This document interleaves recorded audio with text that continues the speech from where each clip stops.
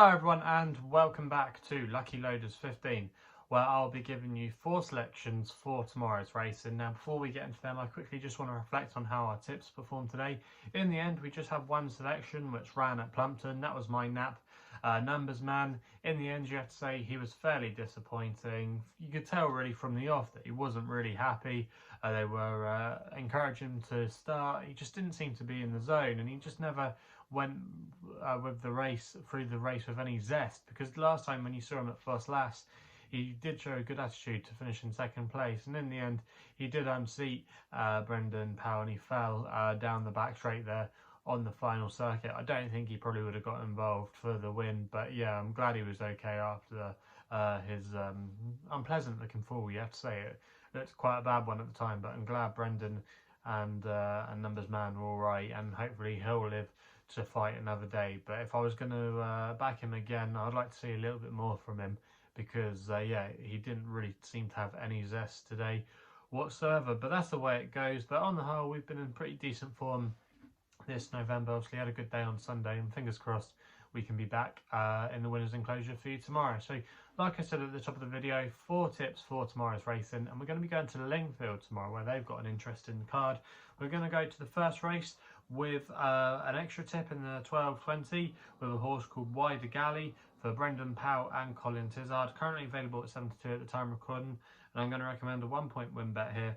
Now I just think the horse at the top of the betting for Nicky Martin, My Last Oscar, despite being very impressive last time out, I just think he's a little bit too short in the betting. He's ran about 5-4 short across the board with the majority of firms, and I just think he's taken a little bit too much of the market there. Even though yes, he was very impressive when winning over this course and distance last time out, I'm not sure what he beat, and I think he could get found out in this better race. And I thought Whydah actually shaped with promise on his return at Newton Abbot. He finished third that day behind a couple of horses that have subsequently ran okay. Grange Clare Glory ran at Ascot in a decent little race there to finish in second place. So I think that's quite a nice piece of form. And also as well, in that race you had a horse of John Joe Neal's that finished second.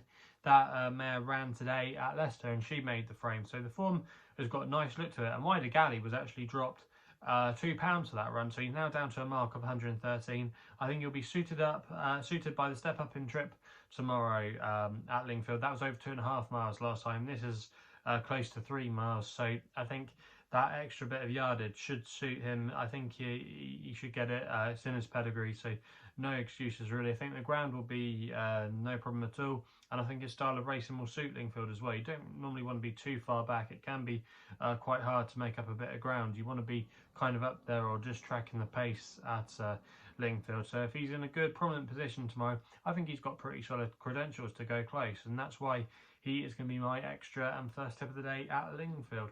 We then go to the 2.15, which is my long shot of the day, and the mare's handicap hurdle there for the long shot. And I thought Jessie here was a little bit of a price. Currently available at 9-1 with SkyBet, who offer him 4 places. I'm going to recommend a 0.5 each way selection here for Thomas Wilmot, claiming 5, and he's riding for Ian Duncan. Now, last time we saw this horse, you do have to forgive her. She didn't seem to show any attitude whatsoever when she made her chase debut at Kelso. She didn't jump with any fluency, and she was pulled up. And I just think coming back to hurdles, they've learned a lesson there. I think she could be primed to win tomorrow. Now, she's down to a mark of 102, which is her last winning mark. She won off this mark at Kelso last year, and going to her tomorrow shouldn't be a problem, because it's a course she's won at before. She's won a couple of times over the course and distance. She's quite versatile ground-wise as well. She's won on heavy, she's won on good, so there shouldn't be any problems. And I just think she'll come on for that run as well. Last time at Kelso, she needed her first run of the season last year. She's back down to her last winning mark. She's got Tom Wilmot claiming £5. I just think she's been completely overlooked in this market, and I think at 9-1 there, she's got some good, strong each way claims, and I'd be disappointed if she couldn't give us a good run for our money going back over hurdles. So yeah, she's going to be my long shot of the day in the 2.15 air. And then go to the nap, which runs in the 2.40 at Lingfield with a horse called Smurphy Enki for Jamie Moore and Chris Gordon, currently available at 9-4, and I'm going to recommend a 1-point win bet here. Now this horse, Smurphy Enki, like I say, he's trained by Chris Gordon, and the yard are just showing maybe they're coming into a little bit of form now. They had a double today at Lingfield. Okay, one of them was a short price favourite, Annual Invictus, but Top Man was able to win for them today, and he'd not been shown any glimmers of form, to be honest with you. He'd just been slipping down the weights, and he actually did the job quite well today. So that was pleasing to see. And some of their other horses have been making the frame. So the yard, I think, are coming into a little bit of form. I follow Chris Gordon's yard quite closely, actually, because he's one of my local trainers, and I've been to his yard a couple of times, and he's a really good chap. You know, he always gives you his time. You know, he's a nice guy to talk to about horses. And yeah, this horse, Smurphy Enki, did pretty well for him last season. Won a couple of starts, showed ability in bumpers as well. He finished 4th in a bumper at Cheltenham behind the likes of Iron Maximus and My Drogo, and he wasn't disgraced there at all. He then went over hurdles, and he did show 1 or 2 quirks. I remember he was short price favourite for a race at Chepstow where, he took a little bit of convincing that day. I think he isn't maybe the most straightforward horse, but I think maybe in time he could get 3 miles. I think this trip tomorrow over this course over 2.5 miles would really suit him.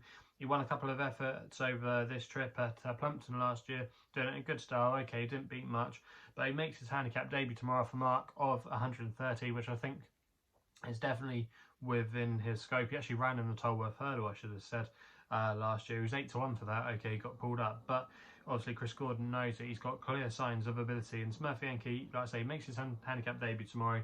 But I don't think this is a race that takes much winning, to be honest with you. I think there's quite a few horses in here that aren't particularly well handicapped, and yeah, I just think if he's going to be the horse that I think he could be, I think 130 should be perfectly within his circumference, and for me, I'm going to expect him to make a win in return. I think 9-4 there isn't bad value, and I could see him actually going off shorter tomorrow. I could see him maybe going off maybe 6-4, 11-8, you know, that kind of price. I could see him being quite well supported tomorrow. So yeah, that's why he's going to be my nap of the day in the 240 at Lingfield. We then go to Fakenham for the next best with a horse called Quoi for Adam Wedge and Evan Williams, currently available at 10-3 at the time of recording. I know Evan Williams isn't everybody's favourite trainer, but I would say normally I get him more right than I do wrong.